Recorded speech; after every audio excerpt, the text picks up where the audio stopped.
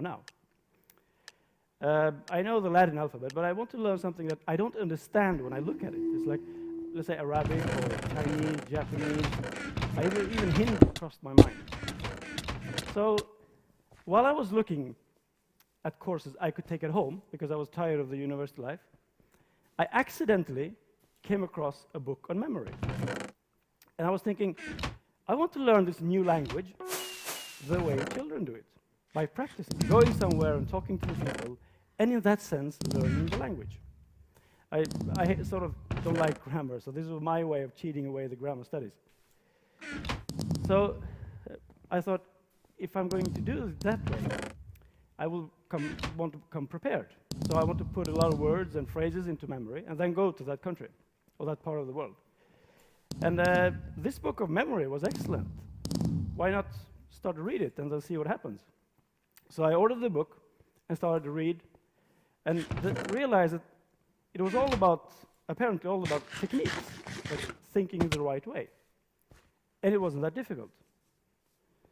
I was very picky with the language I wanted to learn, so I was like reading the book, doing some exercises, and like several years went by, and I didn't find any language to select. But in the meantime, I was doing these exercises and getting gradually better. And another interesting thing about this book was that at the end chapter, this person talked about that you can compete in memory.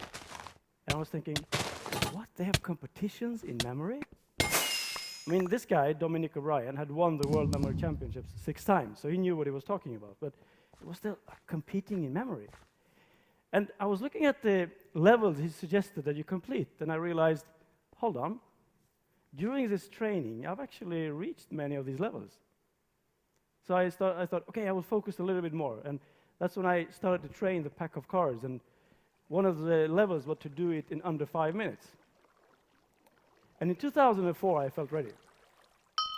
At the age of 27, I went to the World Memory Championships in Manchester. I thought, why not think big? Just go to the World Memory Championships. I came 22nd in the world. I also became Sweden's best memory, a title I will held for 5 consecutive years. So when I came back, my friends were looking at me differently. They were like, when did you become such a Rain Man? What do you mean? Well, come on, you just went to the World Memory Championships and competed. Yes. So, yes, but I just read these techniques and adapted them. You did? And I don't feel different. I mean, I'm the same. Yeah, really. But what do you do at the World Memory Championships? Well, we compete in memory, such as, well, every competition is 10 disciplines. It can be numbers. It can be binary digits, 1, 0, 1, 1, 0, 0, 1, 1. Very funny. It can be, but it can also be words. It can be names and faces, people's names. It can be historic dates. Do you know that the world record for memorizing historic dates is about the same, is more even, than all the dates you learn throughout the school system, including high school. And this guy does it in 5 minutes. Imagine that, 12 years compressed to 5 minutes. So I think it's easier if I show you. So they would take a pack of cards, shuffle it. Not the one that we had before, it's shuffled. So they give it to me, and then while we're chit-chatting, I would start, and then after a while they would ask me, Idris, when are you going to start? Well, actually, I'm already done. What do you mean? Yeah, well, take the card, the pack, place it anywhere you want. Okay, let's say there. So this is diamonds of 9. So what comes after diamonds of 9? What do you mean? Yeah, what is the card that comes after diamonds of 9? Clubs of 2, right? And what comes after clubs of 2? Hearts of 10. And what comes after hearts of 10? 2 5s. That's good. It's one is diamond and one is hearts. I would say that's one's a heart. So, okay. So there was, oh man, come on, how do you do this? Well, it's just about adapting techniques. And actually, I think it's easy if I show you with an exercise. Okay? Look at these two images. Do you see a connection between them? I'll give you a hint. There is no connection. It's just two randomly picked pictures. But here's what I want you to do. I want you to make a fun, vivid, animated story. Use all your senses, see how it looks like, feels like, to connect these two images together. And do it in 3D. Even though you don't have the 3D goggles, your brain is amazing. It can do it anyway. So project it in 3D. I'll give you a few seconds to do this.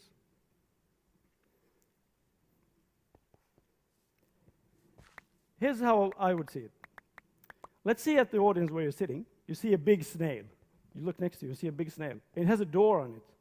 You open the door because it says welcome. So you open the door. I mean, you've never been inside a snail shell. You go in and, oh, it's slimy in here. Why did I do that? Look at these two images. Okay? Can you do the same? Make a story. Let's take the stairs where I came up. And you see a flamingo building a big brick wall. So it's like we have to climb over it. There's no point, but... And these three, what do you think? We all know why elephant. You can see a big elephant there. You all know why they're strong, right? They carry a lot of weight. So they're... And you see a big giraffe up to the screen, and a skier, they're like, woohoo, I'm going to go skiing. Yee-hoo! Down the giraffe's neck. Look up on the roof. The last one is a little bit obvious, right? Because you see reptiles, they like to be in the sun. It's quite common. So you might think, this is an obvious one. This one I will remember. And that's the dangerous thing. Because obvious things we tend to forget. I bet I could find people in this room that don't remember what they had for breakfast. Maybe today was different because we're going to TED, so you have breakfast later or whatever. But it's a common thing you do, so it's easy to forget, not to register. So see the snake with big glass